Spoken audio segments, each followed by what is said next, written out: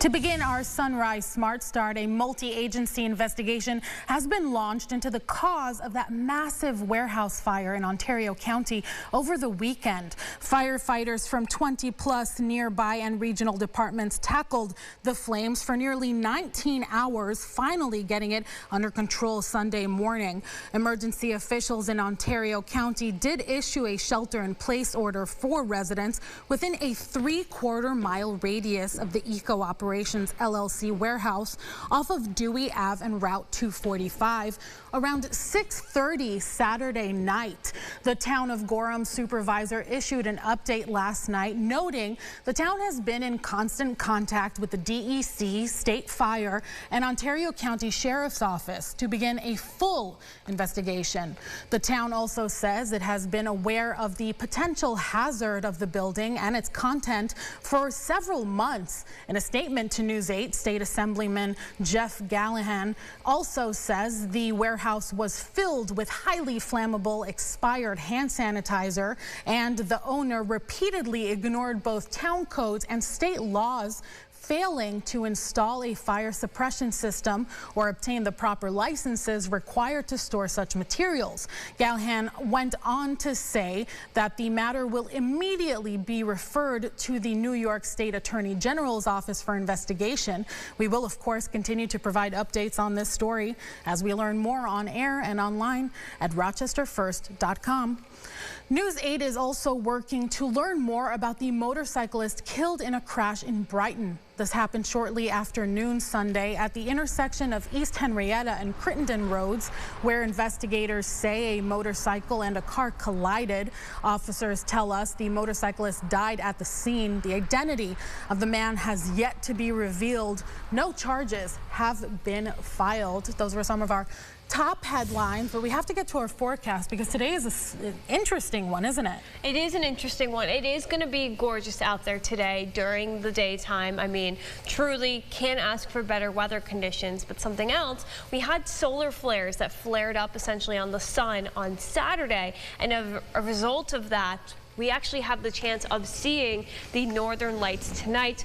Looks like the peak time estimated by NOAA looks to be between 2 a.m. and 5 a.m. tomorrow morning, but starts to get active right around 5 o'clock tonight. Remember, if you want to see the potential of these northern lights, you want to look north, low on the horizon, no light noise whatsoever, and you just want to continue to have your phone charged, and maybe you'll catch a glimpse of them tonight. Iran? Oh, well, I hope so. We'll be out there right before work. Thank you so much, Leanne.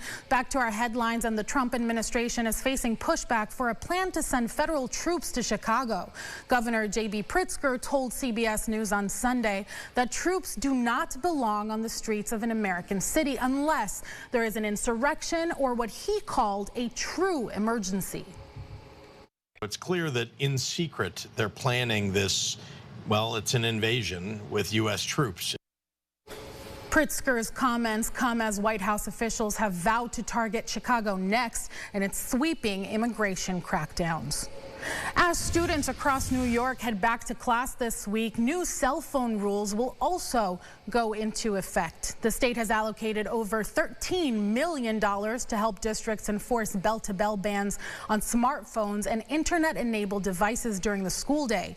More than 1,000 schools have submitted their plans, with some using Yonder pouches, while others are choosing different methods. Parents can now search their district's policy on a new state-run website. Governor Hochul says the goal is to keep students focused on learning, not scrolling.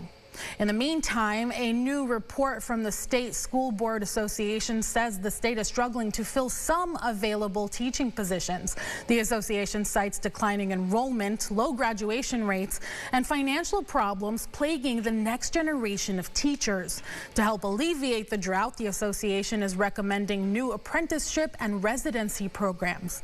They say this will allow for better retention and training of student teachers. For a full list of back-to-school dates across all of our districts, you can find that right now at rochesterfirst.com.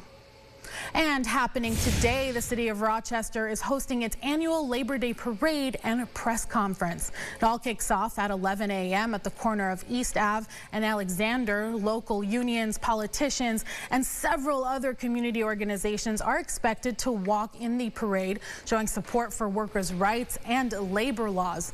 The event continues at Innovative Field for a celebration of union members and their families and a press conference highlighting the work of local unions. But we do need to check our weather, because if you are out at the parade or you're just hanging out right before school with those kiddos, can you go outside?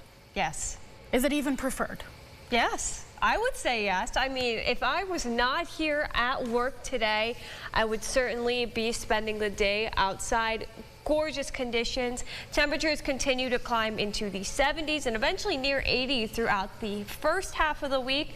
Then we got a cold front that's going to move through the region, slice our temperatures basically in half at this point, but we're going to have the continuation of chances of rain heading into the second half of the week, as well as into the weekend as well. But I think the bigger picture there is going to be those cooler temperatures. Thank you so much, Leanne. Thank you so much for watching us on News 8 at Sunrise.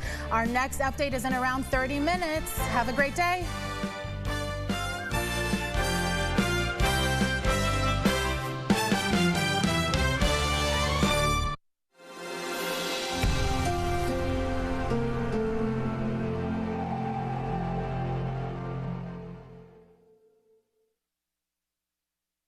Get the Rochester First streaming app today for everything you love from News 8 On Demand, plus exclusive shows you won't see anywhere else. Search ROC and download for free on Roku, Amazon Fire, and Apple TV.